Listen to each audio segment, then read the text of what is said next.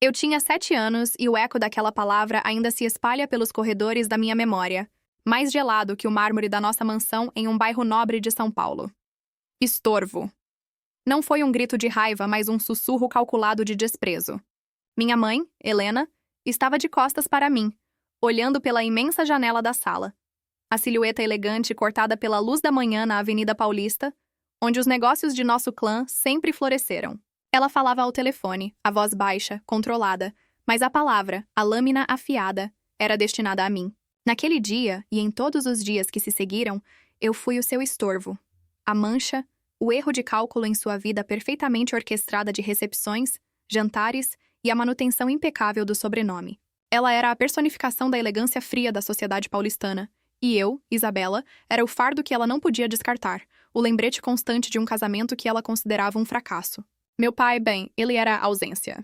Um empresário do agronegócio, sempre em viagens entre as fazendas no interior de Minas Gerais e os escritórios em Manhattan, ele era uma nota de rodapé na minha infância, uma figura distante que enviava presentes caríssimos que nunca traduziam o afeto. Eu me agarrava a esses presentes como a uma âncora, um bote salva-vidas no oceano gelado da casa, tentando encontrar uma migalha de valor que desmentisse a condenação materna. Cresci na opulência, mas minha riqueza era apenas um cenário para a pobreza emocional. Os brinquedos de luxo, as viagens à Europa, os colégios bilíngues. Tudo era uma fachada. Por trás dos portões de ferro forjado, o único som que importava era o silêncio, ocasionalmente quebrado pelo som seco e cortante do estorvo. Essa palavra não apenas me definiu, ela me moldou. Em vez de me quebrar, ela me deu uma fundação de concreto, uma resolução silenciosa, mas inabalável. Eu prometi a Isabela de 7 anos que um dia a mãe dela se arrependeria. Não de ter me tido, mas de ter me chamado assim. Eu passaria a vida provando meu valor, mas não para ela, e sim para mim, para silenciar aquele eco. A ironia macabra é que 20 anos depois, o destino nos forçou a nos encontrar, não em um jantar de família, mas em uma arena de combate, o tribunal. A intimação chegou em uma tarde chuvosa, entregue por um mensageiro em um envelope pesado, selado com o brasão do escritório de advocacia mais temido do país. Meu pai havia morrido, de forma repentina, em um acidente de helicóptero no Pantanal, e o testamento... Bem, o testamento era a bomba que ele lançou de seu túmulo. Ele deixou tudo. Absolutamente tudo. O conglomerado, as terras, a fortuna. Ele deixou para mim. E minha mãe, Helena, a mulher que me chamou de estorvo durante 2 décadas, estava me processando, contestando a validade do documento, alegando que eu era incapaz e manipuladora. No papel, era uma disputa legal por milhões. Na realidade, era a oportunidade que eu esperava há 20 anos. A chance de transformá-la no alvo, de virar a mesa, e no palco público do tribunal, fazer com que aquela palavra, estorvo, voltasse para ela com a força de um furacão. O jogo finalmente tinha começado. Minha vingança não seria financeira. Seria narrativa. Eu não queria o dinheiro dela. Eu queria o silêncio dela. Eu queria a confissão pública. O momento em que todos veriam não a Isabela herdeira, mas a Isabela vítima, que sobreviveu para ser a algoz moral. Naquela noite, revisitei o único objeto que guardei da minha adolescência. Um velho álbum de fotos desbotadas. Nele, uma única foto de meu pai e eu, em uma rara visita ao Rio de Janeiro. Estávamos no Pão de Açúcar, eu sorrindo, e ele me segurando com um olhar de afeto genuíno. Aquele que Helena nunca permitiu que florescesse em casa. O verso tinha uma caligrafia apressada de meu pai. Minha luz, nunca deixe ninguém te diminuir. Sei que não estive lá, mas você é o motivo. O calor daquelas palavras era o oposto do frio do tribunal que me esperava. Eu precisava usar essa luz para queimar a escuridão. O palco estava montado. Eu era a narradora da minha própria história de vingança. E o mundo estava prestes a assistir a minha mãe ser julgada, não por um juiz, mas pelo peso de suas próprias palavras e o impacto que elas tiveram na vida da filha. O processo legal seria apenas o roteiro para o clímax emocional que eu estava prestes a entregar. O ar pesado do escritório do meu advogado, o Dr. Ricardo Freitas, cheirava a café forte e papel envelhecido. Um aroma que se tornou sinônimo de estratégia e guerra silenciosa. Dr. Ricardo, com sua reputação de ser o cirurgião do direito sucessório em Brasília, não me olhava com pena, mas com um respeito profissional que há muito eu havia aprendido a valorizar mais do que o afeto familiar. Ele folheava os documentos da contestação de Helena. Ela está sendo agressiva, Isabela. Quer bloquear todos os ativos. Alega alienação parental e incapacidade mental temporária no testamento do seu pai. É a velha tática do old money brasileiro. Sujar a imagem para vencer no desgaste. Eu sorri. um sorriso que não alcançou meus olhos. Deixa ser agressiva, doutor. É a única linguagem que ela conhece. E o que ela não sabe é que eu tenho jogado em um tabuleiro diferente há anos. A verdade é que enquanto Helena vivia na bolha da elite, eu estava imersa no mundo real. O mundo que ela desprezava. Longe da mansão e do nome de família, eu havia me tornado Isabela Carvalho, fundadora de uma startup de tecnologia educacional, que vendi silenciosamente para um fundo multinacional por um valor que faria a fortuna do meu pai parecer uma mesada. Essa era a minha vingança silenciosa.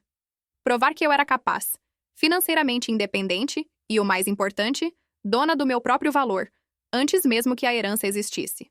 A startup havia nascido em um pequeno escritório alugado na Lapa, no Rio de Janeiro, um lugar onde o som dos blocos de rua e o cheiro de comida de boteco substituíam o silêncio fúnebre do nosso casarão paulista.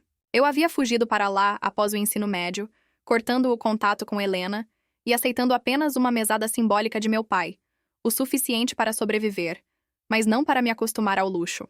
Essa fuga para o Rio, ambientada na vibrante cultura popular e no contraste social das favelas cariocas e dos bairros de classe média trabalhadora, foi o meu batismo de fogo.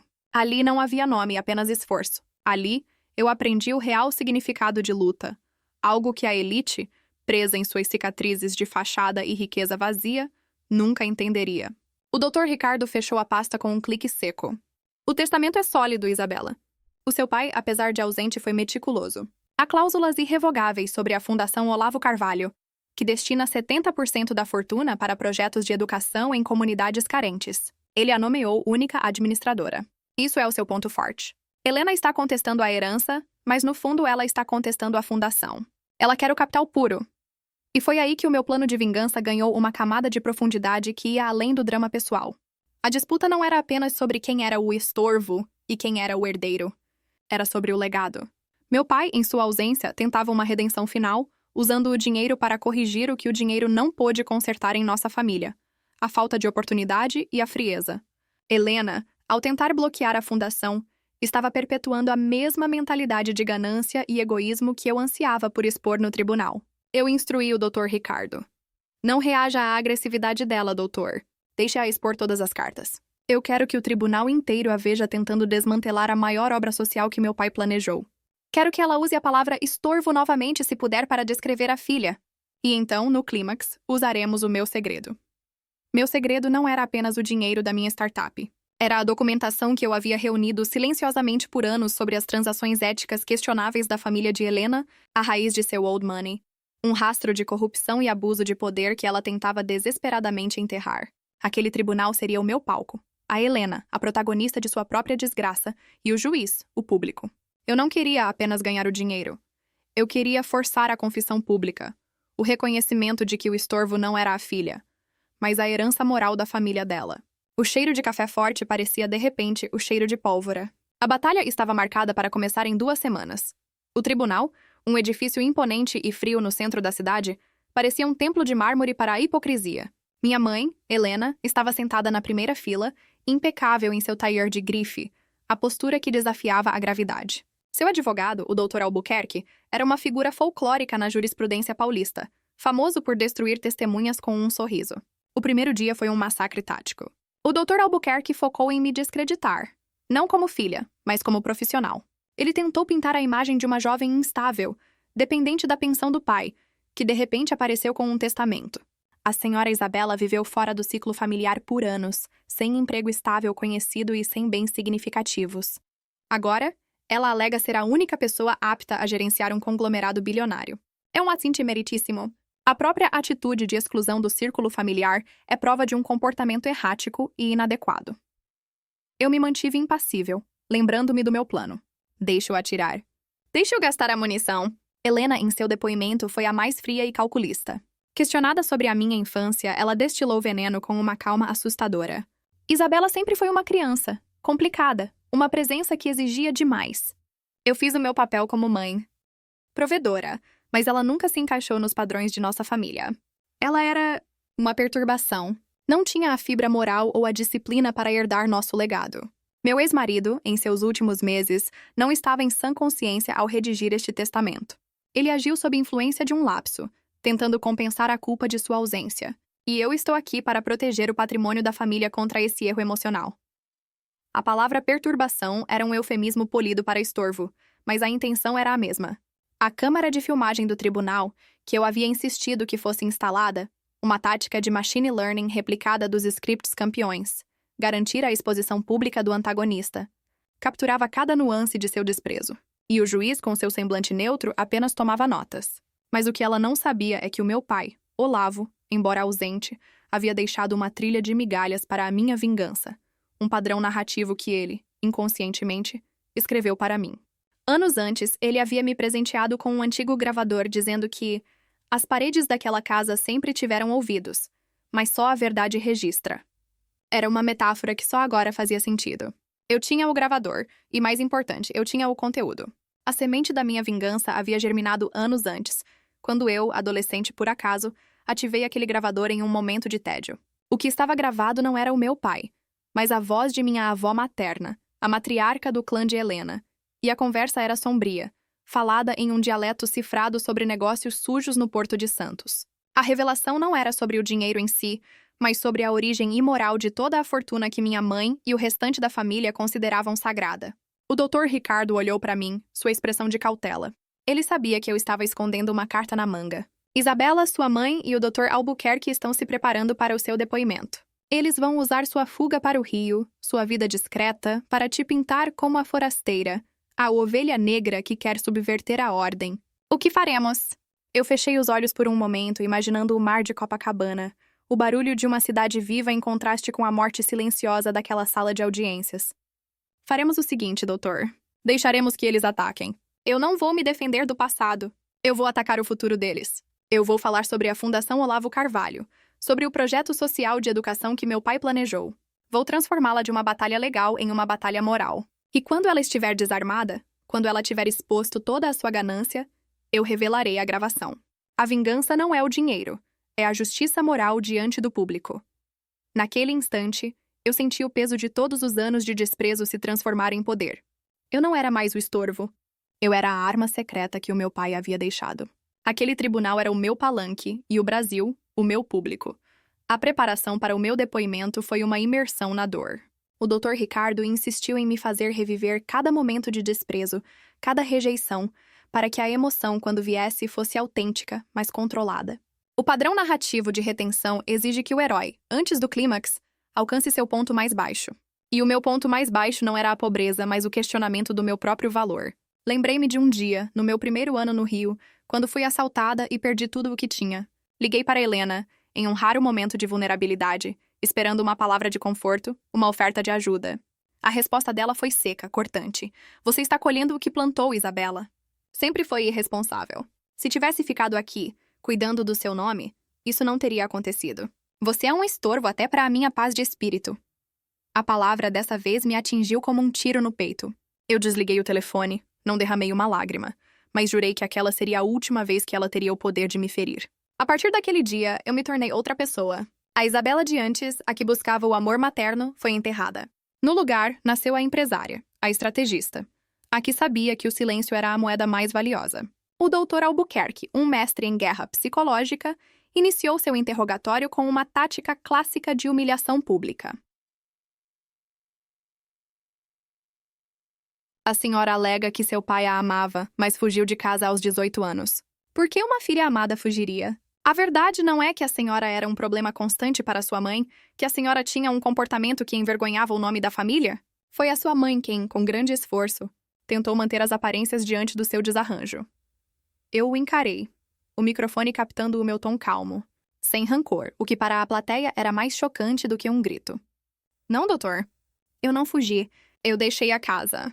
E não deixei por problemas meus, mas por questões de princípio. Meu pai me amava, sim, à sua maneira ausente. Mas ele me deu algo que vale mais que milhões. A certeza de que a vida que eu vivia naquela mansão era uma mentira dourada. Eu saí para construir algo verdadeiro, algo que não tivesse as sombras morais que pairavam sobre a riqueza de minha família materna. A palavra sombras morais fez o juiz levantar a cabeça. Era o primeiro passo na minha estratégia de inversão de papéis. Em vez de me defender, eu estava acusando a origem da riqueza que minha mãe tanto cobiçava. Foi nesse momento que Dr. Ricardo, seguindo minhas instruções, introduziu a Fundação Olavo Carvalho. Ele pediu que eu descrevesse os planos de meu pai, A construção de 20 escolas profissionalizantes em comunidades carentes de todo o Brasil, do sertão nordestino às periferias de São Paulo. Minha voz ganhou paixão. Eu descrevi a visão do meu pai de usar o dinheiro para corrigir as injustiças sociais que ele, ironicamente, ajudou a perpetuar com seu estilo de vida. Meu pai não deixou a herança apenas para mim, doutor. Ele deixou um legado de reparação. E eu sou a única pessoa que ele confiou para garantir que esse legado não seja destruído pela ganância pura. A câmera focou em Helena. Sua expressão estava rachando. A indiferença havia sido substituída por um ódio contido mais palpável. Ela percebeu que a briga não era mais sobre quem era a herdeira, mas sobre quem tinha a moral superior. E ela estava perdendo o julgamento do público, dos advogados e, o mais importante, da sua própria consciência. O Dr. Albuquerque tentou um último golpe baixo. Mas a senhora não tem a experiência para gerir tal fortuna. Sua startup, que a senhora alega ter vendido, era uma pequena empresa. Isso é um império. Sua mãe, por outro lado, tem décadas de experiência na gestão do nome da família. Sua mãe é a figura estável, não a senhora. Eu respirei fundo, meu olhar fixo em Helena. Minha mãe pode ter a experiência em manter aparências, doutor. Eu tenho a experiência em construir do zero. E quanto à estabilidade, veremos quem é a mais estável quando a verdade for revelada. Meu pai sabia que a única maneira de proteger a fundação era colocar o estorvo no comando. Porque o estorvo, ao contrário do cobiçador, não pode ser comprado. O silêncio na sala era tão denso que se podia ouvir a própria respiração. A cortina estava prestes a subir para o ato final. A fase de apresentação de testemunhas foi o meu teatro particular. A curva emocional exigia que eu introduzisse figuras que desmantelassem a imagem de mãe perfeita que Helena tentava projetar. Minha primeira testemunha foi Maria, a cozinheira-chefe da mansão por 30 anos, uma mulher forte de ascendência nordestina, que sempre foi a única figura materna real na minha vida. Emocionalmente, ela representava o calor da cultura brasileira em contraste com a frieza gélida da elite. Maria, falando em um tom pausado, mas firme, descreveu a rotina da casa, o isolamento de Isabela e, o mais importante, o dia em que ouviu a palavra. A dona Helena estava no telefone, e a pequena Isabela estava apenas desenhando no chão da biblioteca. A senhora Helena desligou e murmurou, não para ela, mas para o ar. Essa criança é um estorvo na minha vida. Tira todo o meu tempo. E então, ela olhou para o desenho da Isabela e rasgou. A Isabela não chorou, doutor. Ela apenas levantou e saiu. Foi o dia que ela parou de tentar. O depoimento de Maria foi como uma lança no peito de Helena. Pela primeira vez, vi a máscara dela tremer. O Dr. Albuquerque tentou desqualificar Maria por parcialidade, mas o dano estava feito. O público do tribunal e o juiz tinham visto o contraste entre a mãe biológica e a mãe de afeto. A segunda testemunha foi a peça-chave, José Zé Lourenço, o motorista particular de meu pai por 25 anos. Zé era mais que um funcionário. Ele era o confidente do meu pai, um homem do campo que se tornou o elo entre o empresário ausente e a filha. O que Zé revelou iniciou a virada narrativa, um elemento de retenção que mudaria a percepção do juiz sobre Helena. Zé, com a voz embargada, olhou para Helena.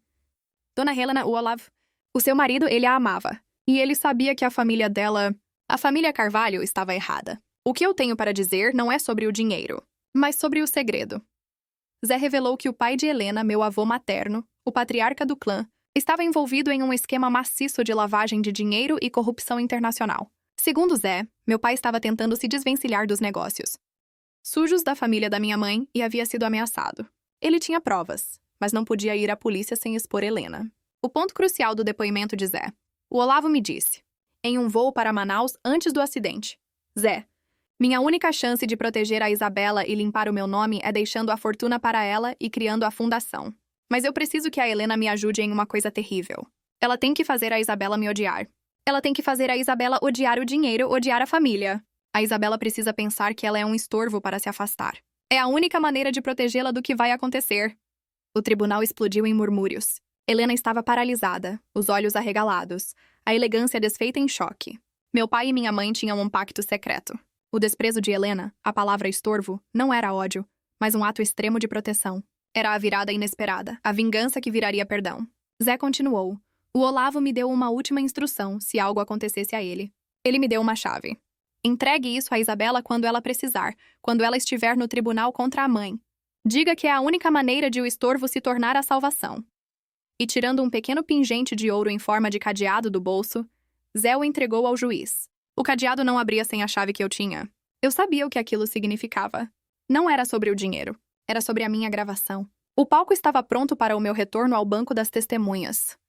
Não mais como a filha rejeitada, mas como a única pessoa que podia decifrar o código de redenção do meu pai e, o mais importante, salvar a minha mãe. A vingança, eu percebi, havia se transformado em uma missão de perdão. O juiz, com a gravidade de quem acabara de testemunhar a revelação de um enredo de novela das 8, ordenou uma pausa. Minha mãe, Helena, foi escoltada para uma sala reservada, completamente desfeita. A máscara de gelo havia derretido, revelando uma mulher assustada e, surpreendentemente, humana. Eu me recompus. O pingente de cadeado de ouro na palma da minha mão. Eu sabia que a minha gravação, o segredo do meu pai, era a chave. Mas a chave física estava com o Dr. Ricardo, que agora me olhava com uma expressão de espanto e reverência. Isabela, isso muda tudo. Sua mãe não é a antagonista. Ela é uma refém, e você está prestes a salvá-la. Meu retorno ao banco das testemunhas foi o clímax que o machine learning havia prometido. Eu não fui questionada pelo Dr. Albuquerque. Ele estava ocupado em uma discussão acalorada e tensa com o Dr. Ricardo sobre as implicações legais da revelação de Zé. Eu estava ali, diretamente para o juiz, para apresentar a prova final. Meritíssimo, comecei, minha voz clara e firme. A história que me trouxe aqui não é sobre dinheiro. É sobre a traição de uma família e o sacrifício de uma mãe. Meu pai, Olavo, deixou um legado de redenção e uma única pista. Este cadeado, eu levantei o pingente, só pode ser aberto com a chave que ele me deu há anos. Um gravador de voz que ele chamava de o registro da verdade. Com a permissão do juiz, o Dr. Ricardo conectou o gravador ao sistema de áudio do tribunal. O silêncio era tão absoluto que o ruído estático de fundo parecia ensurdecedor. O que ecoou na sala, no entanto, não foi a voz do meu pai. Foi a voz da minha avó materna, a matriarca Carvalho, falando com um de seus capangas. A gravação, capturada anos antes, revelava o padrão narrativo de corrupção e violência que Zé havia mencionado. A avó discutia, em detalhes frios e calculistas, o desvio de fundos e o suborno de políticos em um grande projeto de infraestrutura na Amazônia. O mais chocante, no entanto, veio ao final da gravação. A avó dizia: Helena é fraca. Ela está se apegando a essa criança estorvo para fugir das nossas responsabilidades. Olavo está querendo vender tudo e limpar o nome, e se ele não for contido, a Isabela se tornará a testemunha perfeita contra nós. Mande uma mensagem clara. Se ele continuar, a garota pagará o preço. Diga a Helena que se ela não a fizer se afastar, eu mesma farei. O estorvo precisa ser isolado. O ar do tribunal congelou. A palavra estorvo não era um insulto de Helena para mim, mas uma ameaça da avó para Helena. Minha mãe foi forçada a criar um escudo de ódio ao meu redor, a me afastar da família e do dinheiro, para me proteger de uma organização criminosa liderada pela sua própria mãe. O meu pai, ao deixar a fortuna para mim, estava, na verdade, me dando o poder legal para desmantelar a máquina corrupta da família Carvalho e usar o dinheiro da herança para o bem social, como um ato final de vingança moral. A porta da sala reservada se abriu e minha mãe, Helena, entrou. Ela não estava mais vestida de mármore. Ela era uma ruína, os olhos cheios de lágrimas. A revelação tinha sido pública, devastadora e, para o meu coração, absolutamente fascinante. O ódio de 20 anos se desfez em um instante, substituído por uma onda avassaladora de pena e compreensão. A vingança havia se cumprido, mas não como eu esperava. Eu a tinha exposto, sim, mas a verdade a libertou. Minha mãe cambaleou até o banco dos réus, não mais como a oponente arrogante, mas como a vítima traumatizada. O juiz, visivelmente emocionado, fez um sinal para que ela falasse, e o Dr. Albuquerque, de cabeça baixa, não a impediu. Helena estava além da estratégia legal. Ela estava no tribunal de sua própria alma. O som de sua voz era áspero, quebrado por 20 anos de culpa e silêncio forçado. É a verdade, meritíssimo. A ameaça. A ameaça da minha mãe, a matriarca, era real. Ela me disse que se Olavo me deixasse a herança, ou se Isabela ficasse muito próxima do dinheiro, ela seria eliminada. Minha mãe, a minha avó de Isabela, era um monstro. Ela se virou para mim, a elegância perdida, as lágrimas escorrendo por uma maquiagem cara. Eu não a chamei de estorvo por ódio, Isabela. Eu a chamei para que você me odiasse, para que você fugisse para longe, para que você vivesse uma vida limpa, sem o peso e a mancha desse dinheiro sujo. Era o único jeito de te proteger, de fazer com que você fosse para o rio e construísse sua própria vida, longe da influência e do perigo. Eu tentei lhe dar a única coisa que eu não tive: liberdade. Seu pai e eu, nós fizemos um pacto. Ele me deu a tarefa de ser a vilã, a âncora que te afastaria para sempre. E quando ele morreu, eu contestei o testamento não por ganância, mas porque sabia que o meu irmão, o filho favorito da minha mãe, tentaria desmantelar a fundação e usar o dinheiro para lavar os crimes. Eu estava te dando tempo. Tempo para você descobrir a verdade. A confissão foi o perdão em forma de trauma. O tribunal inteiro ficou em silêncio, a plateia prendendo a respiração. A vingança de Isabela havia sido, na verdade, a reconciliação mais dolorosa e inesquecível. Eu me levantei, ignorando o juiz e os advogados, e caminhei até minha mãe. Eu me ajoelhei diante dela e a abracei. Um abraço que não dávamos há 20 anos. Um abraço que cheirava a mágoa e redenção. Mãe, eu sussurrei, sentindo o peso do seu corpo frágil. A vingança acabou. A verdade nos libertou. Aquele momento, a filha no colo da mãe que a chamou de estorvo para salvá-la. Foi a prova de que a nossa história não era sobre dinheiro, mas sobre o sacrifício silencioso da maternidade. O juiz proferiu o veredito. O testamento foi mantido. A Fundação Olavo Carvalho seria estabelecida, e eu, Isabela, seria a administradora. Mas a verdadeira vitória aconteceu fora da lei. No final do dia, voltamos para a mansão, não como herdeira e oponente, mas como mãe e filha que estavam prontas para começar uma nova vida. Uma vida limpa de mentiras e ódio. A vingança, afinal, não era a destruição de Helena, mas a sua salvação. Eu havia me tornado a luz que meu pai, em seu bilhete, esperava. A nossa história não terminou com um abraço feliz e a riqueza. Terminou com a reconciliação de duas almas quebradas, prontas para usar a fortuna para curar outras feridas, honrando o pacto de amor e sacrifício dos meus pais. Eu, o estorvo, me tornei o legado. Aquele tribunal não nos deu milhões. Nos deu uma segunda chance para a família. Uma chance de reescrever a história do dinheiro sujo, transformando-o em esperança para o Brasil. A vida de Helena mudou para sempre. Ela não voltou para a alta sociedade. Ela se tornou a voluntária mais dedicada da fundação, trabalhando lado a lado comigo, silenciosamente, para desfazer os danos que sua família havia causado. O nosso final não foi um clichê de viveram felizes para sempre. Foi um final de reparação, de trabalho duro e de um amor reconquistado através da dor.